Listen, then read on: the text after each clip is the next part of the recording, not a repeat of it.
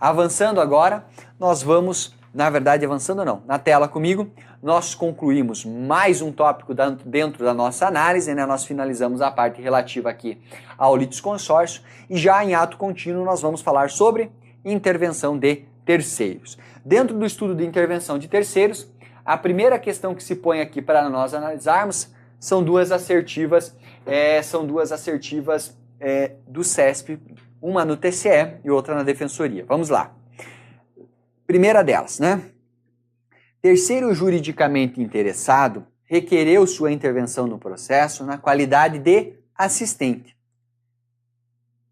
Mas uma das partes alegou que faltaria ao requerente interesse jurídico para intervir. Veja, o que justifica a atuação do assistente no processo é a questão do interesse jurídico, porque para que o assistente seja admitido no processo, ele deve demonstrar interesse jurídico, certo? Vamos para a assertiva. Nessa situação, o juiz deverá determinar a suspensão do processo para decidir o incidente? Não.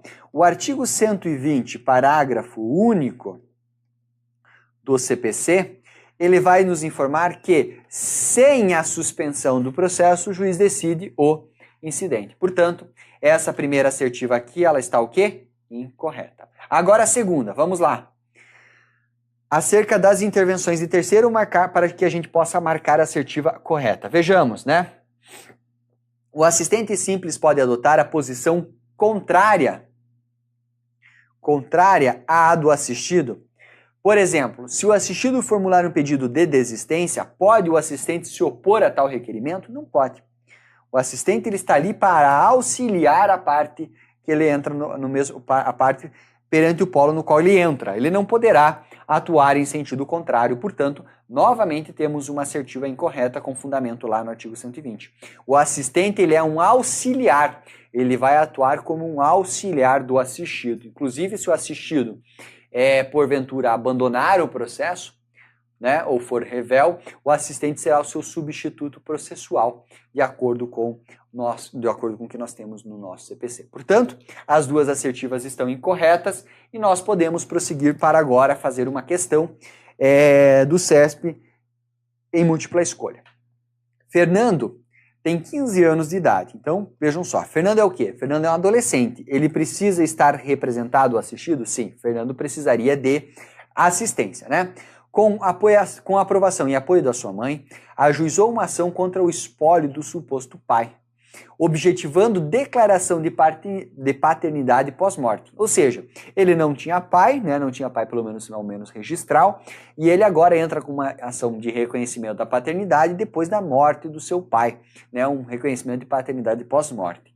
Sabendo do ajuizamento da ação, antes mesmo da citação do espólio, Paulo, que era estudante, maior de idade, e herdeiro do decujus, né, herdeiro lá do suposto pai que foi processado, que era processado aqui nesse processo, né, que foi processado, mas faleceu e agora é o seu espólio, ele postulou seu ingresso no feito como assistente e contestou o pedido de Fernando. Olha só que interessante, né? Vamos explicar com calma aqui. Então, Fernando,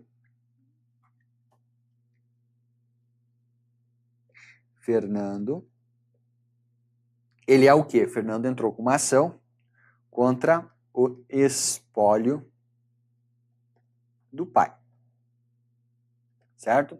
Contra o espólio do pai. Então, só para que a gente dê nome aos bois aqui, né? Dê nome aos bois aqui, Fernando ele é o autor e o espólio é o réu. Legal. Nesse caso aqui, onde que surge o Paulo? Né? O Paulo tá aqui, ó. Ele é o quê? Um terceiro. Pergunto, o Paulo, na qualidade de terceiro, tem interesse jurídico no resultado dessa ação? Claro que tem. E ele entra, então, como o quê? Ele vai entrar como assistente do réu. Assistente do espólio. Isso mesmo. Por que ele tem interesse? Porque se, na verdade, o Fernando tiver razão e for reconhecida a paternidade, ele terá direito ali à parte da herança a parte dos bens que integram aquele espólio. Então o Paulo, que é o outro filho, por exemplo, o herdeiro aqui, como fala a questão, ele vai perder parte dos seus bens, concorda? Então ele tem interesse, parte dos bens que vão ser seus. Então ele tem interesse em entrar e ajudar o réu, no caso o espólio do pai, para que o espólio ganhe a ação, ache uma improcedência da ação e para que ele fique com todo o patrimônio. Nesse caso, agora vejamos as alternativas. A assistência por parte de Paulo, né, impede o reconhecimento da procedência do pedido pelo espólio. Claro que não. Nós não temos isso. Se entrar como assistente, não impede o reconhecimento da procedência. Poderá ser julgada ou não a ação procedente, a depender dos elementos de prova que forem trazidos, discutidos e julgados. Letra A está fora. Letra B. Vejam só a letra B. Caso o espólio seja revel, Paulo deverá ser considerado seu substituto. E é isso mesmo. É o que eu falei para vocês, inclusive, antes de nós chegarmos nessa questão, que é o artigo 121 do NCPC.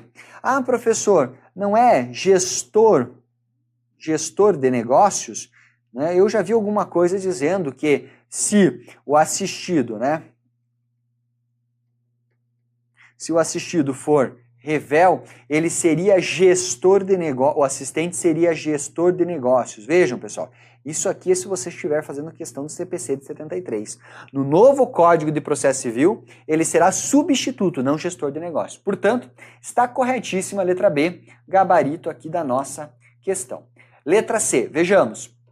O espólio tem personalidade jurídica? Não, o espólio não tem personalidade jurídica. Tanto é que ele será representado, né? Ele será representado pelo inventariante. É o que nós temos lá no artigo 75. 75, esse dispositivo cai bastante no CESP, né? Nós já vimos ele hoje, inclusive. Tá errado. Fernando não tem legitimácio ad causum. Vejam, Fernando tem legitimácio para a causa? Tem sim. Ele tem capacidade de ser parte. Ele não tem a legitimácio, ele não terá legitimácio ad processum. Então, vejam, e ele também não será representado. Ele será assistido porque ele é um adolescente. Então, ela erra por completo essa letra D. E ao ingressar em juízo, Paulo exerceu sua capacidade postulatória. Não, Paulo não exerceu a sua capacidade postulatória. Ele demonstrou o seu interesse jurídico no resultado da ação. Não exerceu capacidade postulatória diz respeito ao advogado. Portanto, letra B é a correta e gabarito dessa questão. A seguinte diz como? Diz o quê? A seguinte fala o seguinte, pessoal, notem lá. A respeito do litisconsórcio e da intervenção de terceiros, assinale a opção correta.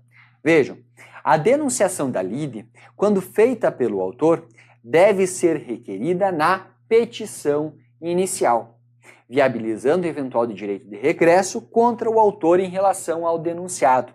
E está aí o gabarito diretamente nessa letra A, novamente, questão letra A, artigo 126 do NCPC. E agora, só para a gente debater um pouco esse tema, pessoal, vamos dar uma olhadinha nesse 126 e vamos compreender o que é essa denunciação da lide. Eu estou com o CPC na mão, vamos lá para o nosso artigo 126, que vai dizer o seguinte, né? Aqui, ó, 121, assistência simples, 126. Beleza, não é. Denunciação da lide. Na verdade, 125, deixa eu só retificar aqui para vocês, eu acabei anotando o dispositivo errado aqui. Isso, que trata, o 126 também trata da denunciação, mas é uma outra regrinha. Eu quero ler o artigo 125 na tela. Aqui é o seguinte, pessoal, o artigo 125 fala que é admissível a denunciação da lide, que vai ser promovida a qualquer das partes, tanto pelo autor quanto pelo réu, em relação ao alienante imediato no processo relativo à coisa, cujo domínio foi transferido ao denunciante a fim de que ele possa exercer os direitos da evicção de que lhe resultam, e aquele que estiver obrigado por lei ou pelo contrato a indenizar em ação regressiva o prejuízo de quem for vencido no processo. Tá, professor, não entendi muito bem esses dispositivos, mas a ideia aqui é a seguinte, pessoal. Eu vou entrar com uma ação, e se eu sofrer o prejuízo, eu fui demandado, fui lá, por exemplo, réu nessa ação, e se eu perder essa ação, eu já vou querer a indenização de quem me vendeu esse negócio. É o caso da evicção. Ou eu vou querer regressar contra quem foi o responsável direto, quem praticou diretamente esse ato. Um caso muito, muito comum na administração pública, né? Eu sofro, por exemplo, um dano lá no ônibus, o ônibus me atropela. Estou passando na rua e vem um motorista de ônibus e me atropela. Eu entro com uma ação contra o Estado ou contra a concessionária. Vamos supor que eu entrei direto contra a concessionária. Exigindo da concessionária aqui a reparação dos danos, né, em razão do acidente que foi causado pelo ônibus da concessionária. Vem a concessionária e ela vai ser condenada. Nesse caso, o que a concessionária pode fazer? Pode denunciar ali do motorista, dizendo que ele agiu com culpa, ele agiu com dolo, ele olhou viu que eu tinha uma camiseta do time de futebol que não era do time dele, ele aproveitou e passou por cima de mim.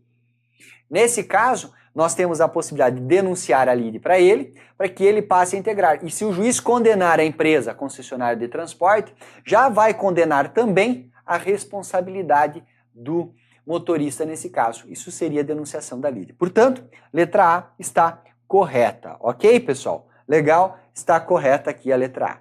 Letra B, fala o seguinte, extromissão é o procedimento mediante o qual o réu é excluído da relação processual devido ao ingresso de terceiro na modalidade de intervenção de terceiros conhecida como oposição. Vejam, pessoal, a extromissão, na verdade, ela era um instituto adotado na nomeação à autoria. Só que aqui, cuidado. E eu até deixei essa questão porque eu posso trazer duas informações legais para vocês. Primeira, nós não temos mais, não seria oposição, portanto, e além disso, nós não temos a oposição e nós não temos mais a nomeação à autoria no NCPC. A oposição agora no NCPC passou a ser um procedimento especial. Tá? Procedimento especial. E a nomeação à autoria deixa de existir, certo? Portanto, letra B está fora. Letra C. No rito dos juizados especiais cíveis, permite-se o ingresso de terceiro que tiver interesse jurídico como assistente simples, né, até que a sentença seja prolatado pelo magistrado. Aqui tá, pessoal, nós até estamos dando uma aprofundada, talvez esse tema não seja cobrado, não esteja expresso, mas nós temos lá a 995, artigo 10 da Lei dos Juizados, falando que nós não temos a possibilidade da assistência, né? Da assistência no procedimento dos juizados. Então, nós não temos assistência, a letra C estaria errada. Letra D, vejamos o que diz a D. Em todas as hipóteses de litisconsórcio necessário, caso o recurso interposto por algum dos litisconsortes seja provido, os demais litisconsortes que não recorreram também serão beneficiados. Tá errado por quê, pessoal? Porque eles podem ser beneficiados, podem não ser beneficiados. O artigo 117 do NCPC deixa claro o princípio da autonomia entre os litisconsortes. Está errado a D. E por fim, na ação de alimentos, se não tiver condições de arcar totalmente com o encargo, o parente, né? O parente que deva alimentos em primeiro lugar, deverá nomear a autoria parente em grau imediato. Vejam só. Seria de chamamento ao processo e não de nomeação à autoria, né? É uma hipótese de chamamento ao processo, né? Veja que pode ser chamamento ao processo, artigo 130 está lá no inciso 3 do NCPC, ok? Portanto, a letra E está o quê? Incorreta. Pessoal, essa é uma questão que, embora tenha sido feita no NCPC, ela é uma questão que pode sim ser analisada, nós analisamos, é um dos temas um pouco mais complexos dentro do direito processual, mas é importante, caso você vá fazer a prova, por exemplo, lá para analista, ela pode ser cobrada, então fique atento em relação a esse determinado assunto. Letra A é o gabarito. E paramos por aqui em relação à parte de intervenção de terceiros.